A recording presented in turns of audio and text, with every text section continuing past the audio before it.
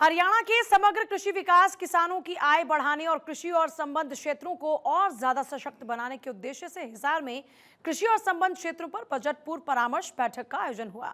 बैठक की अध्यक्षता मुख्यमंत्री नायब सैनी ने की। बैठक में मुख्यमंत्री ने कृषि विशेषज्ञ, प्रगतिशील किसान, किसान उत्पादक संगठन, पशुपालन, बागवानी, मत्स्य पालन और ग्रामीण अर्थव्यवस्था से जुड़े हितधारकों से आगामी बजट 2026-27 के लिए सुझाव लिए।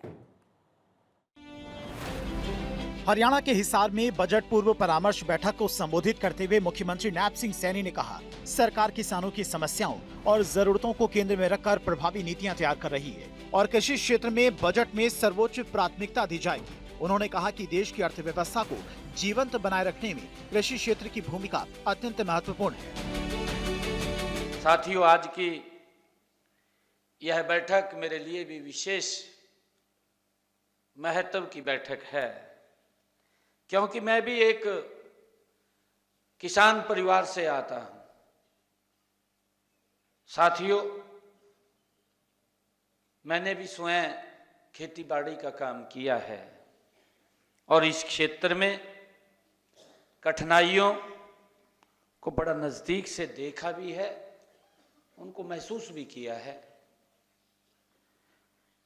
साथियों, हमारा अन्नदाता देश और प्रदेश का वास्तविक पालनहार है। मुख्यमंत्री ने पिछली बजट पूर्व परामर्श बैठक का उल्लेख करते हुए कहा कि 9 जनवरी 2025 को आयोजित बैठक में किसानों और विशेषज्ञों के द्वारा 161 बहुमूल्य सुझाव दिए गए थे, जिनमें से 99 महत्वपूर्ण सुझावों को बजट 2025 और 26 में शामिल किया गया। इन सुझावों के आधार पर सरकार ने कृषि क्षेत्र में कई ऐतिहासिक और व्यवहारिक निर्णय लिए। मुख्यमंत्री ने कहा कि नकली बीज की रोकथाम के लिए सख्त कानून बनाने की दिशा में कदम उठाए गए हैं। मोरनी क्षेत्र के लिए विशेष कृषि एवं बागवानी कार्य योजना तैयार की गई है। प्राकृतिक खेती को बढ़ावा देने के लिए योजनाओं को सशक्त किया गया है तथा मेरा पानी मेरी विरासत योजना के अंतर्गत अनुदान राशि बढ़ाई गई, जिससे जल संरक्षण और फसल विविधीकरण को प्रोत्साहन मिला। साथियों, साथ ही हमने मंडियों के नवीनीकरण, सभी फसलों के लिए गेट पास प्रणाली, प्रत्येक जिले में बीज परीक्षण प्रयोगशाला और नए उत्कृष्टता केंद्र, एक्सीलेंस सेंटर जिसका जिक्र किया गया है, का निर्माण और सभी जिलों में बागवानी मिशन का विस्तार, ये सभी निर्णय जो थे ये आपके सुझावों से हमारे पास आए थे।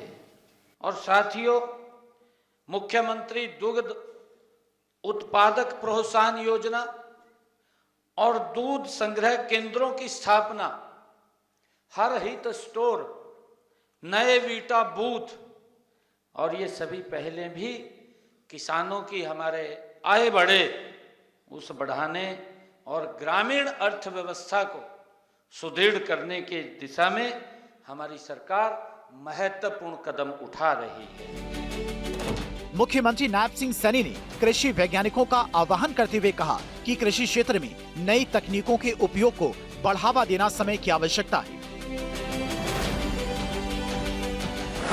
मुख्यमंत्री ने बताया कि वर्ष 2025 और 26 में कृषि एवं संबद्ध विभागों के लिए 9,296 करोड़ 68 लाख रुपए का बजट आवंटित किया गया है। उन्होंने कहा कि सरकार की नीति और नियत की सफलता तभी मानी जाएगी जब योजनाओं का लाभ सीधे किसानों तक पहुंच सकेगा।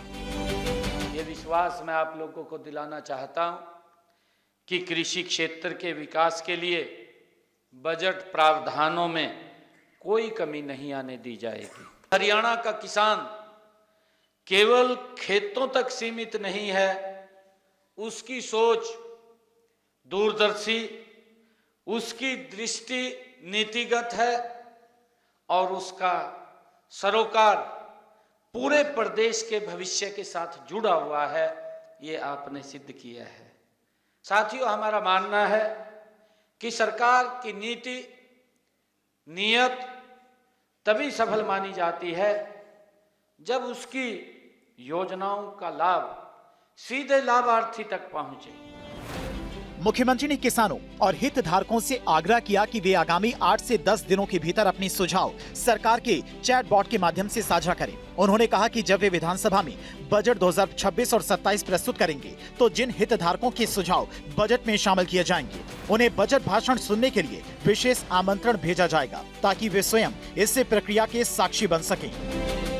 इस अवसर पर कृषि एवं किसान कल्याण मंत्री श्याम सिंह राणा, लोक निर्माण मंत्री रणबीर गंगवार, विधायक श्रीमती सावित्री जिंदल, विधायक रणधीर पनिहार, मुख्यमंत्री के अतिरिक्त प्रधान सचिव डॉक्टर साकेत कुमार, कृषि विभाग के प्रधान सचिव पंकज अग्रवाल, पशुपालन विभाग के प्रधान सचिव विजय दहिया, कृषि विभाग के महानिदेशक राज नारायण कौशिक, मुख्यमंत्री के ओएसडी डॉक्टर राज नेहरू, वीरेंद्र बड़ खालसा, मेयर परवीन पोपली सहित अन्य विभागों के अधिकारी और प्रगतिशील किसान मौजूद थे। चंडीगढ़ से डॉक्टर थानेश्वर शर्मा की रिपोर्ट, भारत 24।